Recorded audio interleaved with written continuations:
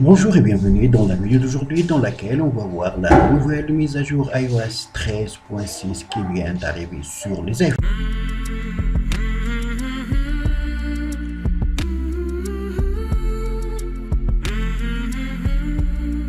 Premièrement, cette mise à jour est disponible pour tous les appareils qui prennent en charge la version 13 et qui sont iPhone 6 et plus.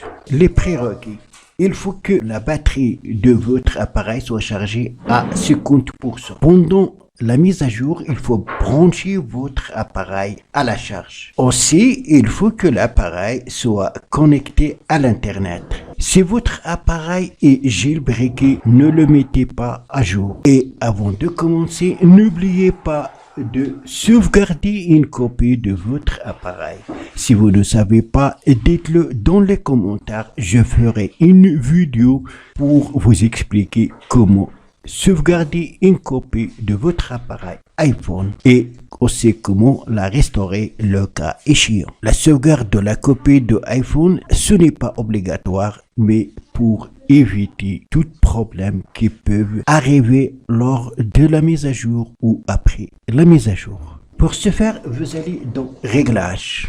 Dans Réglages, vous allez dans Général. Ensuite, touchez Mise à jour. Votre appareil va chercher la disponibilité des mises à jour. Voilà donc la mise à jour disponible, c'est iOS 13.6. Prend désormais en charge les clés de voiture numérique, voilà donc les nouveautés, et ajoute une nouvelle catégorie de symptômes dans l'application santé. Cette version apporte également des correctifs et des améliorations. Certaines fonctionnalités peuvent ne pas être disponibles dans toutes les régions ou sur tous les appareils Apple.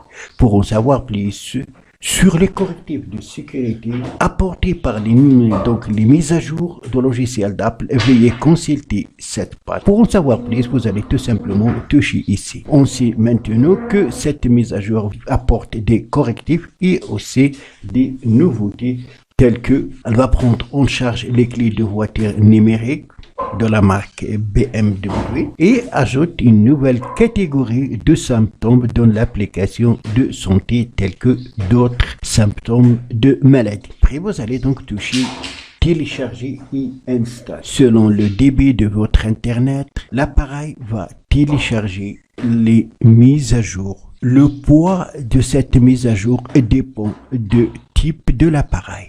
Donc, on va attendre que la mise à jour soit téléchargée. Les mises à jour ont été trouvées, maintenant ils sont en train de se télécharger. Ici, on a l'avancement de téléchargement des mises à jour. Pour ce cas, il reste encore 17 minutes. J'ai un problème avec le débit d'internet ce jour.